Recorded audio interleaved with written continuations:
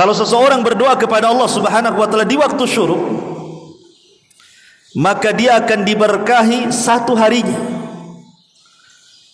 Maka berdoalah kepada Allah Azza wa Jal di waktu syuruk ini, semoga usaha kita diberkahi, pekerjaan kita diberkahi, umur kita diberkahi, keluarga kita diberkahi, semua hidup kita diberkahi. Maka siapa yang berdoa dengan keberkahan di waktu pagi, maka akan diberkahi sampai waktu asar.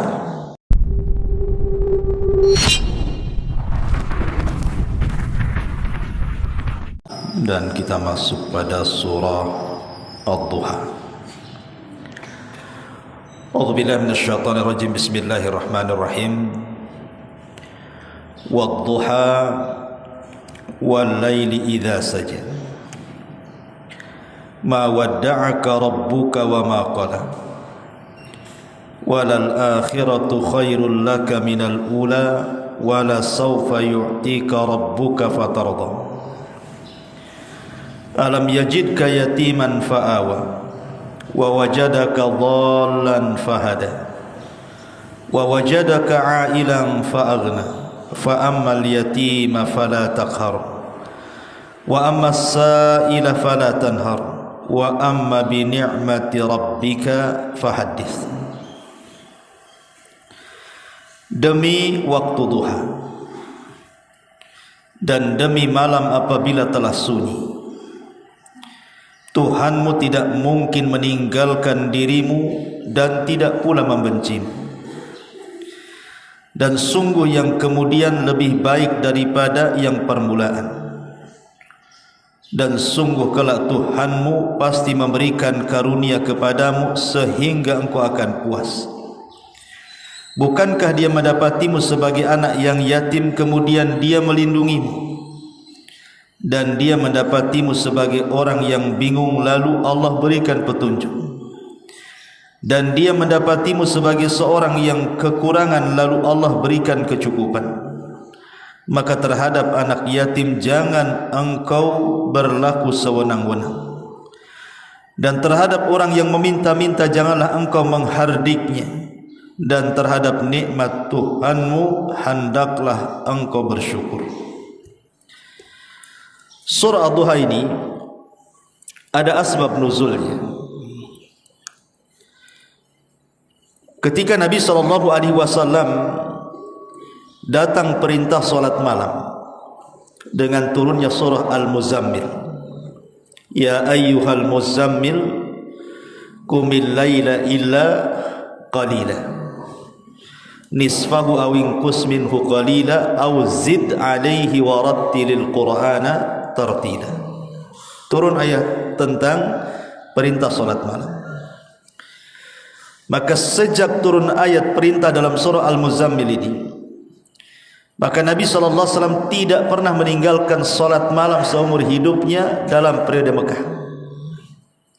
Di periode Mekah Rasul SAW tidak pernah meninggalkan qiyamul lail kecuali 3 hari. Ada yang mengatakan 2 hari. Karena alasannya Nabi SAW sedang tak enak badan. Jadi 2 atau 3 hari Nabi SAW pernah tidak solat malam. Sehingga ketika Nabi SAW 2 atau 3 hari tidak solat malam, datanglah seorang wanita yang paling jahat, yang Allah Subhanahu wa taala sebutkan dalam Al-Quran, hammalatal hatab. Siapa hammalatal hatab ini? Istri daripada Abu Lahab, namanya Arwa bintu Harbin, atau kunyahnya Ummu Jamil.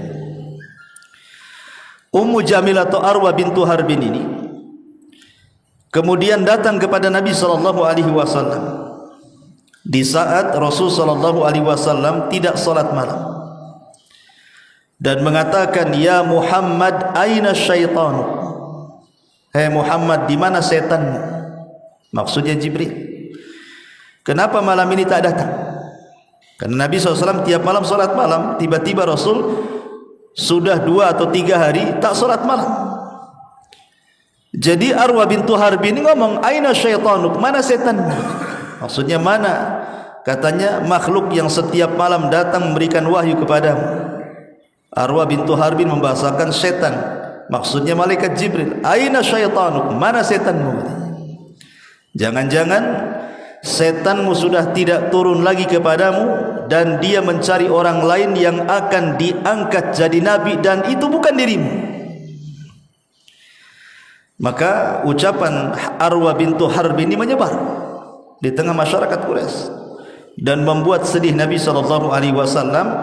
Maka untuk mengobati hati Nabi SAW turunlah ayat wadduha wal laili idza saja ma wadda'aka rabbuka wa ma qala.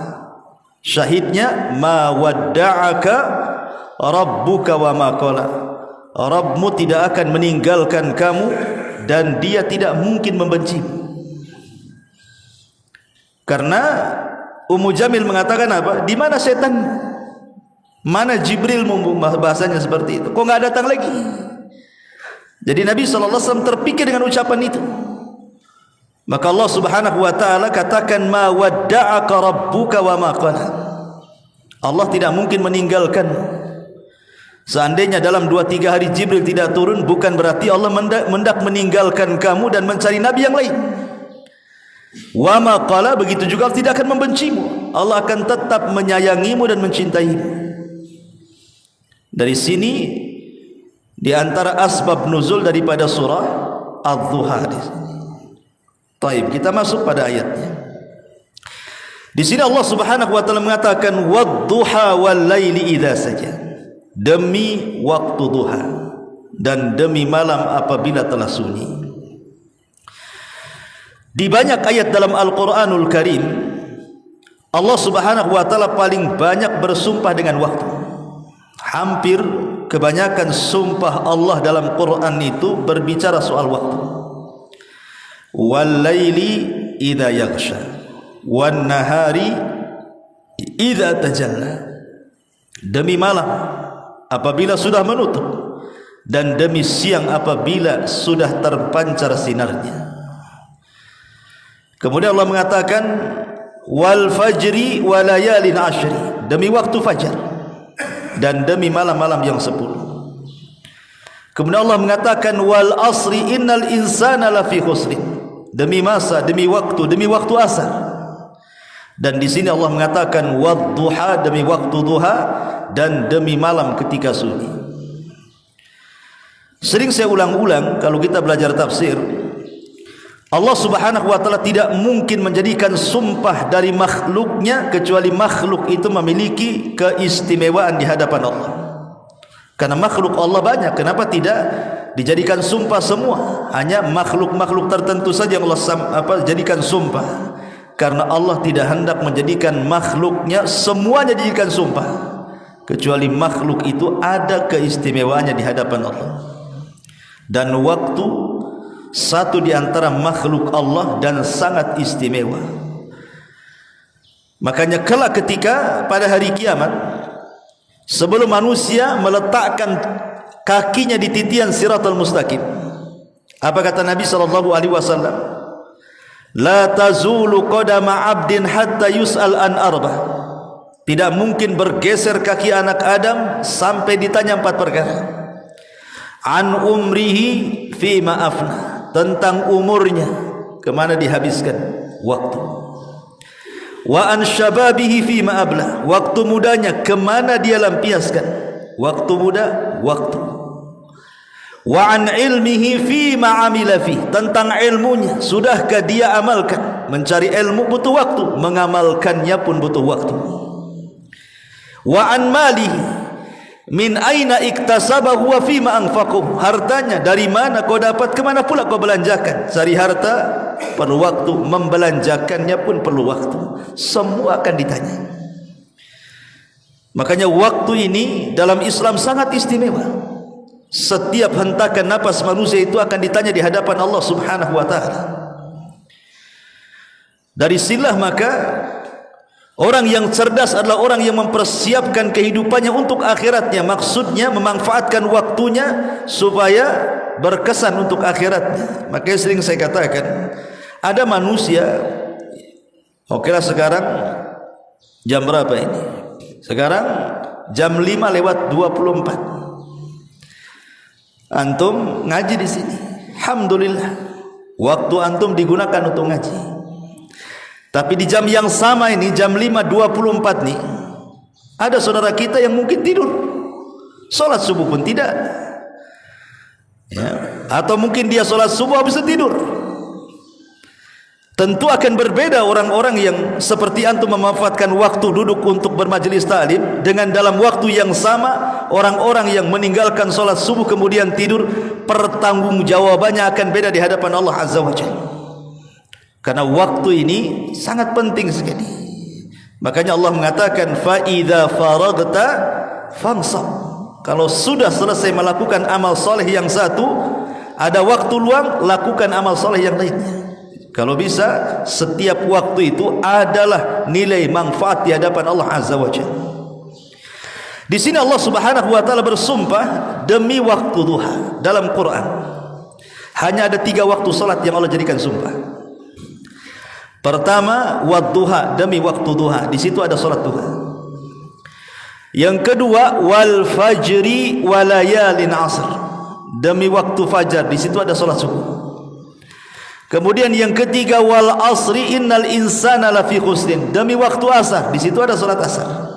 Dan Allah tidak pernah bersumpah dengan wal maghrib, wal isya, wal zuhri. Tidak akan antum dapat itu. Yang ada wal fajri, wal asri, wal duha. Antum tidak akan dapati wal zuhri, wal maghrib, wal isya. Kenapa?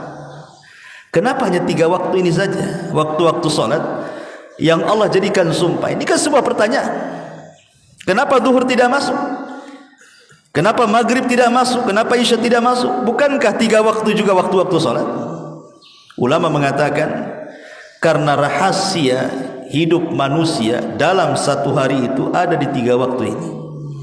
Rahasia manusia dalam setiap harinya itu tersimpan dalam 3 waktu ini. Pertama, wal fajri, demi waktu fajar. Orang yang selepas subuh, kemudian seperti antum duduk berzikir, bermajelis ta'lim, atau mungkin baca Quran atau beribadah yang lainnya, sampai syuruk. Syuruk itu terbit matahari meninggi 1 tombak, disebut syuruk namanya. Ini waktu berkah. Kalau seseorang berdoa kepada Allah Subhanahu wa taala di waktu syuruk, maka dia akan diberkahi 1 harinya. Maka berdoalah kepada Allah Azza wa Jalla di waktu syuruk ini, semoga usaha kita diberkahi, pekerjaan kita diberkahi, umur kita diberkahi, keluarga kita diberkahi, semua hidup kita diberkahi.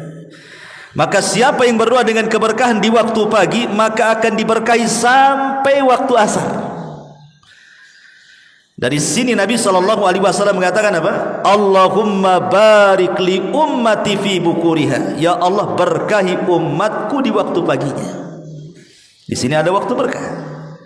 Makanya rahasia hidup manusia ada di waktu fajar. Kemudian yang kedua, wadduha, kita urut demi waktu duha.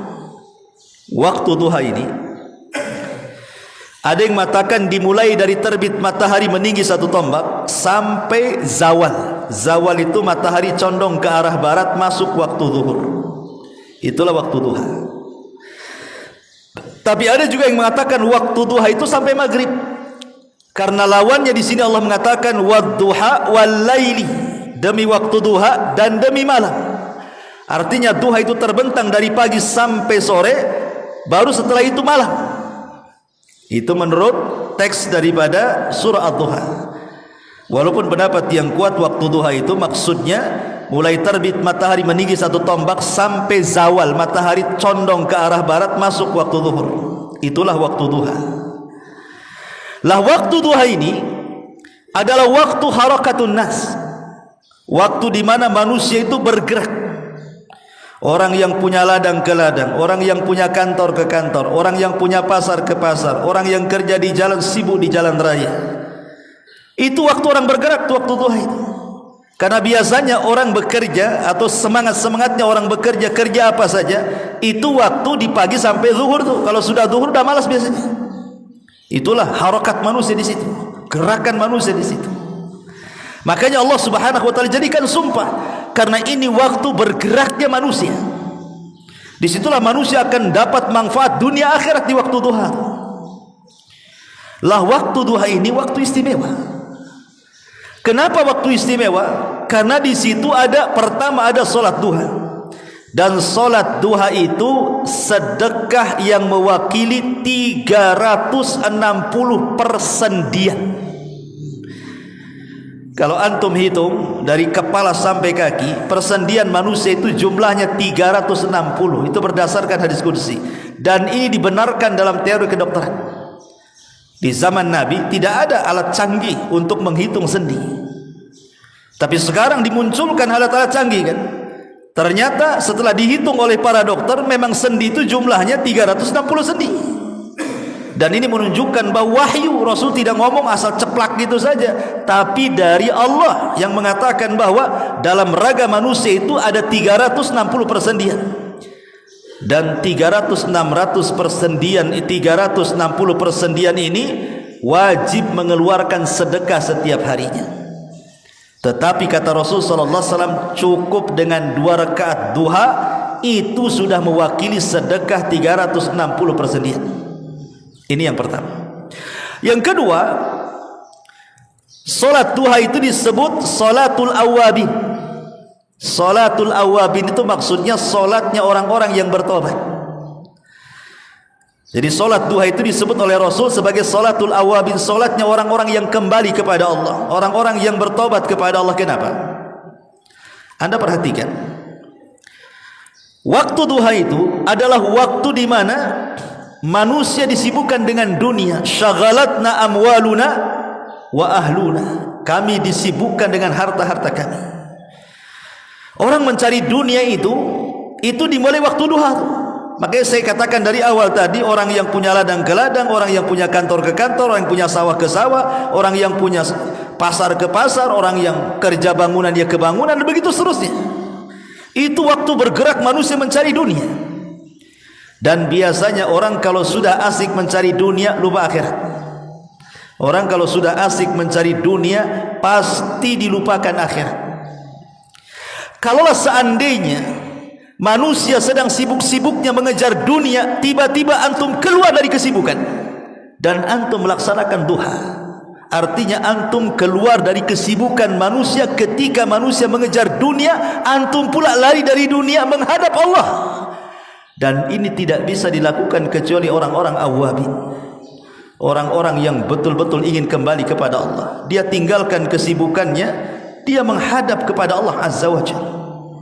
Walaupun sesaat di tengah-tengah pekerjaan kita, kemudian kita sebentar saja 5 menit solat duha, itu solat awabin. Dan dalam kaidah, manusia yang bisa keluar di tengah-tengah kesibukan manusia mengejar dunia, dia mengejar akhirat, berarti orang ini orang pilihan, karena tidak semua orang bisa melakukannya. Makanya orang-orang yang melaksanakan duha adalah orang-orang pilihan di tengah-tengah orang yang sedang mengejar dunia. Ini yang kedua. Yang ketiga, waktu duha, ikhwatu fiddin, muliakan Allah Subhanahu wa taala, waktu duha itu yang paling afdal adalah ketika anak unta berlarian kepanasan kakinya. Artinya ketika matahari sudah terik memanaskan badan kita, ya jam 10, jam 11 itu afdolnya waktu duha. Ya. Dan Nabi SAW mengatakan, orang yang melaksanakan 4 rakaat duha, Allah akan cukupkan kehidupannya. Dalam hadis qudsi, Allah akan cukupkan kehidupannya. Dari sini ada sebagian orang-orang awam yang menganggap bahwa solat duha itu solat membawa rizki. Nah, sering kita dengar kan, kalau ingin dapat rizki solat duha katanya. Kalau ingin rizkinya dimudahkan, solat duha, perbanyak duha kan itu. Boleh jadi diambil dari makna hadis qudsi tadi, bahwa orang yang melaksanakan 4 rakaat saja, Allah maka akan cukupkan kehidupannya. Kemudian yang terakhir, waktu duha itu ikhwan, kalau orang bisa melaksanakan sampai 12 rakaat, antum bisa melaksanakan solat duha sampai 12 rakaat. Kata Nabi SAW, bunyalahu qasrun fil jannah, akan dibangunkan 1 istana di surga. Inilah keistimewaan duha. Makanya Allah bersumpah wadduha, karena banyak istimewanya waktu duha itu. Kemudian Allah mengatakan walaili idza saja, dan demi waktu malam apabila telah sunyi. Waktu malam adalah waktu yang sangat istimewa, bahkan lebih istimewa dibandingkan duha. Karena solat sunnah yang paling afdal setelah solat wajib itu adalah qiyamul lail. Solat sunnah yang paling afdal setelah solat wajib adalah qiyam al-lail. Makanya banyak peristiwa-peristiwa besar itu terjadi di malam hari. Isra Mi'raj terjadi di malam hari. Turunnya Al-Quran terjadi di malam hari. Inna anzalnahu fi lailatul qadar. Kami turunkan Al-Quran di malam Lailatul Qadar. Maknanya bukan di siang, tapi di malam hari. Ini kan peristiwa yang luar biasa di malam hari. Kemudian malam hari ini Allah katakan dalam surah Muzammil, di mana ayatnya? Inna gimana? Wa asyaddu wat'an wa aqwa mukila. Asyaddu wat'an wa aqwa mukila. Inna nasyi'atal laili hiya asyaddu wat'an wa aqwa mukila. Sesungguhnya waktu malam hari, kata Allah Subhanahu wa taala, hiya asyaddu wat'an. Asyaddu wat'an itu artinya kalau orang bangun di malam hari kemudian dia beribadah di malam hari, maka itu lebih mampu untuk membersihkan jiwa. Jiwa kita ini akan dibersihkan. Wa aqwa mukila. Bahkan bacaan Al-Quran di malam hari akan lebih berkesan dibandingkan di siang hari.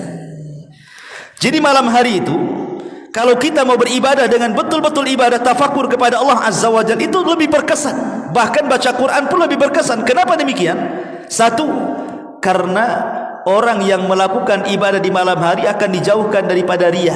Mau riya sama siapa? Orang tidur semua. Antum mau riya sama siapa? Kecuali antum live Allahu Akbar, mungkin lah kan. Itu lain ceritanya. Tapi umumnya orang ibadah di malam hari itu pasti ikhlas. Tidak mungkin riya. Mau riya sama jangkrik? Tidak mungkin. Ya. Makanya dahulu ada seorang alim namanya Zainul Abidin, cicit Nabi, bukan cucu, cicit Nabi.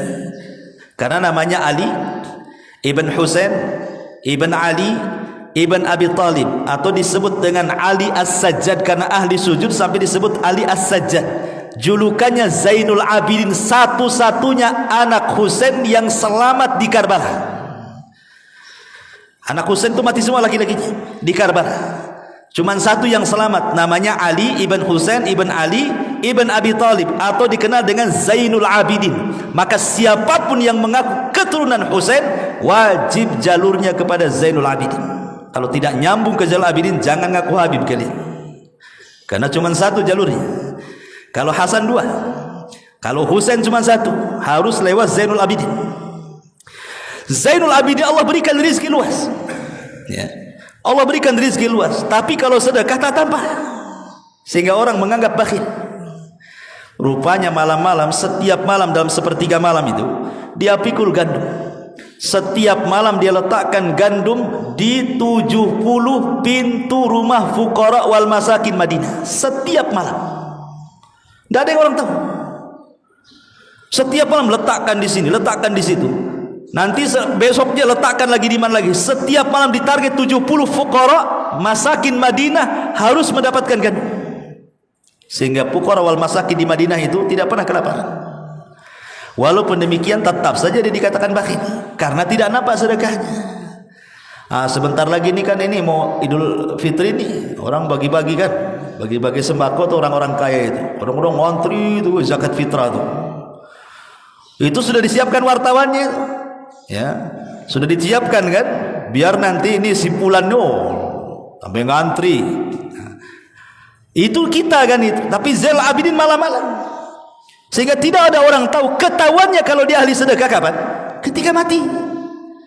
Ketika dia meninggal, orang yang memandikannya itu melihat bahwa di pundaknya Zainul Abidin kapalan karena sering mengangkut gandum.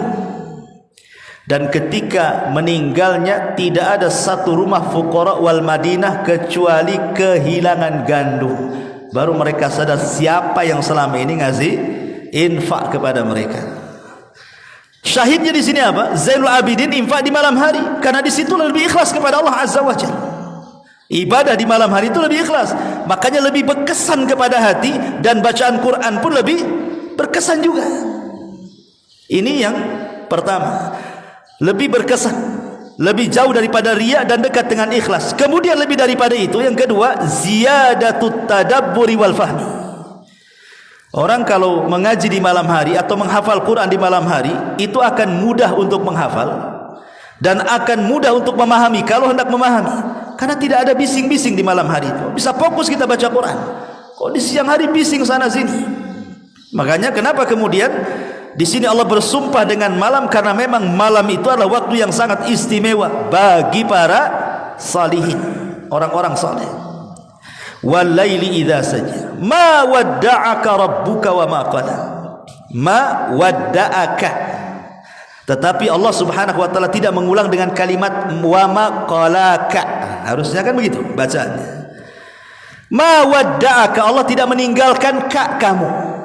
Wa ma qala, dan Allah tidak membenci. Harusnya bacaannya wa ma qalaka, gitu maksudnya. Kenapa Allah tidak kasih ka di qala, tetapi Allah kasih ka di wadda'? Ma wadda'aka, tidaklah Allah meninggalkan kamu. Wa ma qala, dan tidak pula membenci. Harusnya membencimu, gitu maksudnya. Kenapa tidak dikasih ka? Ulama tafsir mengatakan kalimat wadda'aka, dan Allah tidak mungkin meninggalkan kamu. Kalau seseorang Allah meninggalkan Rasul sehari, 2 hari, atau semalam, 2 malam, 3 malam, Rasul bisa bersabar. Kalau hanya ditinggalkan, karena tidak mungkin juga Allah meninggalkan. Tetapi kalau wa maqala, membenci, maka Rasul tidak mungkin sabar. Kalau meninggalkan semalam 2 malam, Rasul bisa sabar. Tapi kalau Allah membenci, Rasul tidak sabar. Tidak mungkin Rasul dibenci oleh Allah Azza wa Jalla. Rasul tidak mau dibenci Allah, makanya tidak menggunakan ka di sini. Maknanya ketika Allah mengatakan ma wadda'aka, Allah tidak meninggalkan kamu, artinya Allah bersamamu. Ketika Allah mengatakan wa ma qala, dan Allah tidak membenci, maknanya Allah mencintaimu. Karena kalimat cinta dengan kebersamaan Allah ini sesuatu yang pasti ada dua-duanya. Kalau sudah dicintai Allah, pasti Allah bersamamu. Kalau Allah membencimu, maka Allah tidak mungkin bersama kita. Makanya Allah Subhanahu wa taala menyebutkan dalam hadis qudsi itu, wa ma yazalu abdi yataqarrabu bin nawafil hatta uhibbahu. Siapa yang menambah dari yang wajib dengan yang sunnah-sunnah, maka Allah Subhanahu wa taala akan katakan sampai aku mencintainya. Jadi ketika kita bersama Allah nih dengan melaksanakan sunnah setelah yang wajib, maka konsekuensinya Allah pasti memberikan kecintaannya kepada kita. Maka di sini Allah ingin katakan kepada Nabi SAW, ma wadda'aka, tidak mungkin Allah meninggalkanmu wahai Muhammad. Maknanya Allah akan senantiasa bersamamu. Wa ma qala, dan tidak mungkin Allah membencimu, maknanya Allah akan senantiasa mencintaimu. Jangan sedih, jangan hiraukan perkataan Ummu Jamil atau Arwa bintu Harbin yang mengatakan bahwa kenabian akan dipindahkan ke orang lain karena setanmu sudah tidak akan datang lagi kepadamu. Maka Allah katakan ma wadda'aka rabbuka wa ma qala. Karena Allah mengatakan walal akhiratu khairul laka minal ula. Walal akhiratu khairul laka minal ula, dan sungguh yang kemudian itu lebih baik daripada yang permulaan. Ada 2 penafsiran para ulama. Apa yang dimaksud yang kemudian? Apa yang dimaksud yang permulaan? Maksudnya yang permulaan itu dakwah di Mekah, yang kemudian itu dakwah di kota Madinah. Seolah-olah Allah ingin katakan Madinah itu lebih baik bagimu dibandingkan Mekah. Karena di Mekah ketika berdakwah ditekan Nabi, diintimidasi, diancam, dicaci, dimaki, direndahkan. Di Madinah dimuliakan. Wal akhiratu khairul laka minal ula. Penafsiran yang kedua, wal akhiratu khairul laka minal ula, maksudnya yang kemudian setelah kematian. Dan yang permulaan maksudnya dunia. Maksudnya akhirat itu jauh lebih baik dibandingkan dunia. Karena Allah mengatakan wala saufa yu'tika rabbuka fatardha. dan sungguh Allah akan memberikan kepadamu banyak pemberian dan engkau akan puas dengan pemberian itu. Allah Subhanahu wa taala sudah banyak memberi nikmat kepada Rasul di dunia. Allah puji Rasul dengan akhlaknya yang tinggi, wa innaka la'ala khuluqin azim. Ini pemberian Allah. Tidak ada satupun nabi yang dipuji akhlaknya melebihi pujian Allah kepada nabi. Yang kedua, Allah muliakan tanpa menyebut nama dalam Al-Quran. Kalau Allah memanggil para nabi pasti disebut namanya. Allah katakan ya Isa bin Maryam, ya Musa, ya Ibrahim. Allah sebut tuh panggilan namanya, tapi Allah tidak pernah menyebut dengan kata-kata ya Muhammad dalam Al-Quran. Allah hanya menyebut ya ayyuhan nabi, ya ayyuhar rasul, ya ayyuhal mudaththir, ya ayyuhal muzammil. Ketika Allah tidak menyebut secara langsung namanya, menunjukkan Allah memuliakan nabi, dilebihkan daripada nabi yang lainnya. Ini yang kedua. Yang ketiga, Allah Subhanahu wa taala berikan para sahabat yang sangat-sangat membela nabi.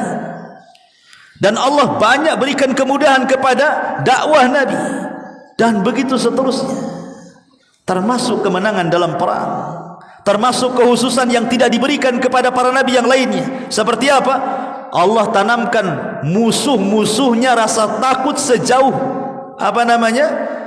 perjalanan 1 bulan. Jadi kalau Rasul bergerak nih bersama pasukan, musuh sudah ketakutan duluan tuh, belum perang sudah takut tuh. Dan ini kekhususan Nabi. Kemudian juga Allah lebihkan bahwa umat Islam ini, umat Rasul, diberikan apa? Keistimewaan boleh solat di mana saja. Tapi kalau umat dulu tidak boleh solat kecuali di tempat ibadah mereka. Rasul mengatakan waju'ilat liyal ardu masjidan wa tahura. Allah jadikan bumi sebagai tempat sujud dan tempat bersuci. Kalau antum kepepet umpamanya solat di trotoar, tidak apa-apa, asal jangan jadi konten saja. Kan ada tuh orang buat konten solat di trotoar, ngapain? Rupanya lagi konten, musolanya di depan. Artinya kalau orang kepepet solat di mana saja boleh, itu keusahan Nabi. Kemudian juga Allah berikan, dihalalkan ghanimah perang. Para nabi dulu tidak boleh. Kalau perang dapat harta ghanimah, dihancurkan, tidak boleh dimakan, kalau dimanfaatkan. Tapi umat Rasul boleh memanfaatkan harta ghanimah. Harta ghanimah itu maksudnya harta rampasan perang, bukan untuk nemu dompet dibilang harta ghanimah. Dapat ghanimah nih. Gitu. Itu milik orang dompet. Jadi banyak keistimewaan yang Allah berikan dan juga kepada Rasul dan umatnya, termasuk di akhirat. Nabi orang yang pertama kali keluar dari kubur. Nabi yang pertama kali memberikan syafaatul uzma. Nabi yang pertama kali melintasi titian siratal mustaqim. Bahkan Nabi yang pertama kali membuka pintu surga. Bahkan Rasul yang pertama kali masuk surga. Banyak keutamaan. Allah katakan wala saufa yu'tika rabbuka fatarda. Kemudian Allah ingatkan di sini tentang nikmat yang Allah anugerahkan kepada Nabi sallallahu alaihi wasallam. Apa nikmatnya? Alam yajidka yatiman fa'awa. Bukankah Allah sudah mendapati wahai Muhammad seorang yatim, tapi Allah lindungi. Yatimmu tidak seperti anak-anak yatim yang lainnya. Anak-anak yatim yang lainnya terlantar, tapi engkau Allah lindungi. Meninggal ibundanya dilindungi oleh pamannya Abu Talib. Abdul Muttalib kakeknya meninggal 2 tahun dilindungi oleh Abu Talib. Kemudian setelah menikah mendapatkan perlindungan dari Khadijah dengan hartanya. Kemudian hijrah ke Madinah mendapatkan perlindungan dari orang-orang Ansar. Allah lindungi. Fa'ammal yatima alam yajidka yatiman fa'ahwa. Kemudian Allah mengatakan wa wajadaka dhalan fahada. Dan Allah dapati kau tersesat. Maksud tersesat ini bukan sesat maksudnya kufur atau syirik, tidak. Maksudnya tersesat, tidak tahu apa yang harus dilakukan dalam beribadah kepada Allah. Rasul tidak pernah kufur, Rasul tidak pernah syirik, walaupun di masa jahiliyah. Rasul itu ala din Ibrahim, di atas agama Ibrahim, di atas fitrah. Cuman karena belum turun syariat, tidak tahu cara menyembahnya, belum tahu cara sholat, cara puasa, cara zakat, cara haji, dan begitu seterusnya. Kemudian turunlah syariat. Ini loh solat begini, ini puasa begini, ini zakat begini, ini haji begini. Wa wajadaka dhalan fahada, wa wajadaka ailan fa'aghna. Dulu engkau dapati wahai Muhammad engkau miskin, Allah berikan kekayaan. Apa maknanya di sini? Ada yang mengatakan bahwa maksudnya dulu engkau miskin itu miskin tidak punya sahabat yang membelamu. kemudian ditumbuhkan dan ditanamkan di hati-hati para sahabat untuk membela Rasul. Maka Rasul kaya dengan para sahabat. Ataupun penafsirannya, dulu engkau miskin, ya miskin, kemudian menikah dengan Khadijah kau kaya. Allah berikan kekayaan. Hijrah ke Madinah, banyak peperangan dimenangkan Rasul, ghanimah di mana-mana. Atau maknanya wa wajadaka ailan fa'aghna. Fa'aghna di sini artinya qanaah. Mungkin kehidupanmu tidak seperti raja Persia, mungkin kehidupanmu tidak seperti raja Romawi atau raja Najasyi yang penuh dengan kemewahan, tetapi Allah berikan qanaah, kekayaan batin. Maksud fa'aghna di sini kekayaan batin, karena al-ghina ghinal qalbi, kekayaan itu ada di hati. Sekaya apapun secara materi dunia ikhwan, kalau hati sempit tetap miskin. Tapi semiskin-miskinnya dari materi dunia, kalau hatinya lapang maka dialah sekaya-kaya manusia. Ada juga yang mengatakan seperti itu. Ada wa wajadaka ailan fa'aghna fa ammal yatima fala taqhar. Maka Allah ingatkan, adapun terhadap anak yatim jangan kau hardik mereka. Ingat dulu kau yatim. Allah berikan perlindungan dengan diberikan kepada Halimah Sa'diyah. Kemudian dari Halimah Sa'diyah pindah ke tangan ibundanya Aminah. Setelah Aminah pindah ke tangan Abdul Muttalib. Setelah Abdul Muttalib pindah ke tangan Abu Talib. Kemudian ke Khadijah. Kemudian ke orang-orang Ansar. Dulu kau yatim, Allah tolong sampai jadi orang besar. Karena dulu kau yatim, maka kalau dapat anak yatim jangan kau hardik. Ingat dulu kau yatim juga. Karena Rasul itu Abul Aitam, bapaknya anak yatim. Ya. Makanya kenapa Rasul mengatakan ana wa kafirul yatim fil jannati kahataini. Saya dan para pengkafil anak yatim seperti ini di surga. Maka siapapun yang mengusap anak yatim, antum akan dapatkan pahala sebanyak rambut yang ada di anak yatim itu. Kalau antum usap kepalanya satu kali, berarti antum dapat pahala sebanyak rambut yang di kepalanya. Dua kali rambut. Tiga kali. Tapi mau enggak anak yatim digituin sama antum? Mau. Kalau antum kasih amplop segini. Kasih 100 usap, 200 usap, 1 juta 10 kali usap tuh. Banyak pahala antum tuh kan. Mungkin anak yatim tiap hari minta diusap tuh. Kalau antum ada jatah ya. Baik. Kemudian wa ammas sa'ila fala tanhar. Dulu engkau miskin, Allah berikan kekayaan. Kalau ada orang minta-minta jangan bakhil. Karena kekayaan itu milik Allah. Dulu kau juga miskin wahai Muhammad, Allah berikan kekayaan, maka setiap ada orang yang miskin, ingat dulu kau juga miskin, kasih dia, jangan kau bentang ya. Kemudian Allah akhiri wa amma bi ni'mati rabbika fahaddis. Adapun dengan nikmat Rabbu ceritakan. Fahaddis, ceritakan. Namanya tahaddus bin ni'mah. Tahaddus bin ni'mah itu bukan ria. Tidak. Pamannya antum dalam rangka tahadus bin ni'mah, pernahlah antum dulu kaya,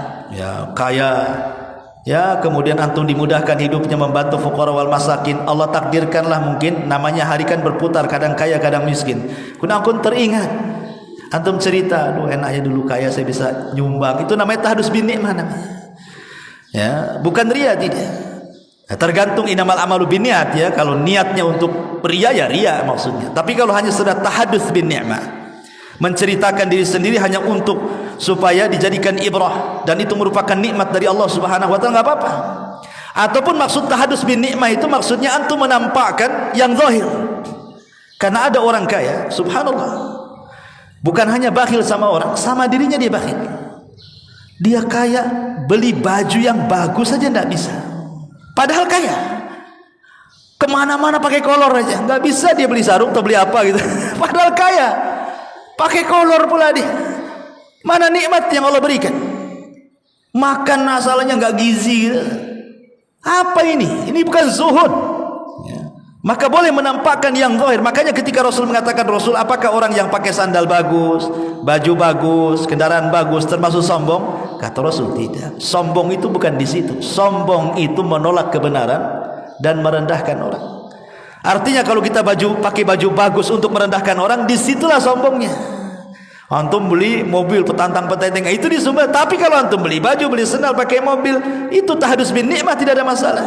Yang penting jangan rendahkan orang ya. Itu saja sebenarnya. Makanya Allah mengatakan fa amma bi ni'mati rabbika fahaddits. Subhanallahi bihamdika asyhadu an la ilaha illa anta astaghfiruka wa atubu ilaik.